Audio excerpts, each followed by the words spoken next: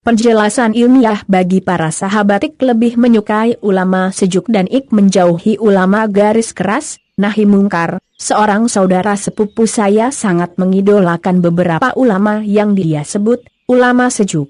Sebaliknya dia sangat anti dengan beberapa ulama yang dia sebut ulama garis keras. Alasan dia, ulama harus bertutur kata lembut, mengajak dan menasihati, bukan membuat orang jadi saling membenci. Tentu saja sikap sepupu saya ini sangat lumrah khususnya di antara umat Islam. Saya bilang, tidak ada yang salah dengan sikap untuk lebih menyukai ulama-ulama sejuk tadi. Hanya saja jadi salah kalau dilanjut dengan sikap membenci ulama-ulama yang dianggap garis keras. Ajaran Islam bukan cuma mengajak dan menasihati, tapi juga melarang. Setiap orang Islam diwajibkan melakukan amar ma'ruf dan nahi mungkar, mengajak ke kebaikan dan mencegah kemungkaran. Sudah sifat manusia lebih senang diajak daripada dicegah. Lebih suka dinasehati daripada dilarang. Pemabuk, penjudi, agen narkoba, koruptor dan penjahat lainnya tidak akan marah kalau cuma diajak sholat, bersedekah, zakat dan berpuasa. Bahkan mungkin mereka akan siap bersedekah dan mengeluarkan zakat dalam jumlah yang banyak. Paling tidak mereka anggap mengurangi dosa. Tapi pemabuk, penjudi, agen narkoba, koruptor dan penjahat lainnya akan melawan kalau dilarang mabuk, dilarang berjudi, dilarang narkoba, dilarang korup dan dicegah berbuat jahat lainnya. Makanya wajar kalau pemabuk, penjudi, agen narkoba, koruptor dan penjahat lainnya lebih senang dengan ulama sejuk yang cuma menasehati daripada ulama garis keras yang akan melarang dan mencegah aktivitas dosa mereka. Jadi beban ulama-ulama yang berani berceramah untuk mencegah kemungkaran jauh lebih berat dan beresiko daripada ulama yang lebih memilih ceramah sejuk. Ulama-ulama sejuk biasanya juga akan disukai oleh penguasa. Sebaliknya ulama-ulama yang berani nahi munkar akan dibenci oleh penguasa.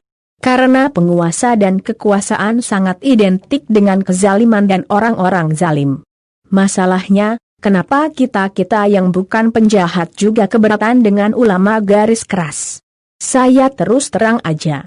Bagi saudara-saudara muslim, atau yang mengaku Islam, yang cuma mencintai ulama-ulama sejuk dan sebaliknya membenci ulama garis keras, menurut saya keimanan dan keislaman Anda baru separuh. Karena Anda cuma mempercayai sebagian isi Al-Quran, nasihat dan ajakan. Sebagian yang lain, ayat-ayat yang melarang, Anda tidak mau ikuti.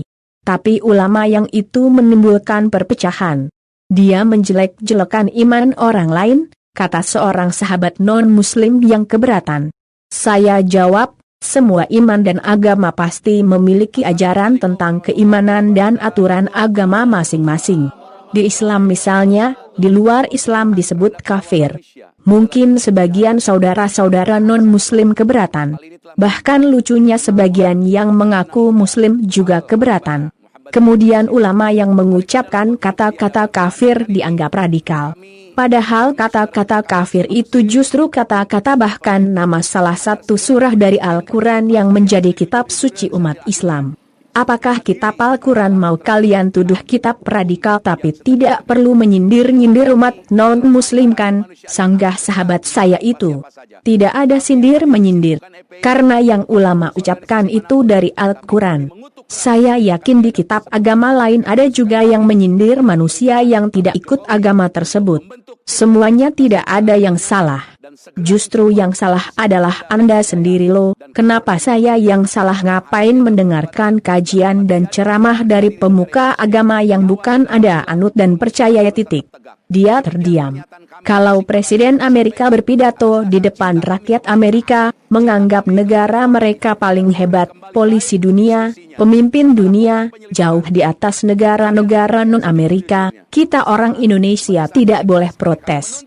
Kita tidak bisa menganggap Presiden Amerika melecehkan Indonesia. Kecuali Presiden Amerikanya pidato di Jakarta. Baru kita lempari telur busuk dia masih terdiam.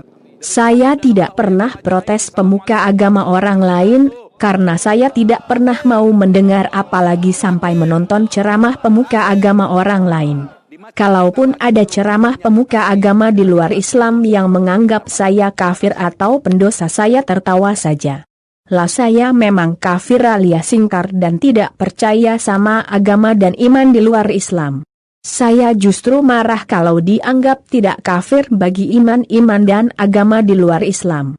Maka sikap terbaik kita adalah menyukai keduanya, yaitu ulama sejuk maupun ulama garis keras, karena ulama adalah warasatul anbiya.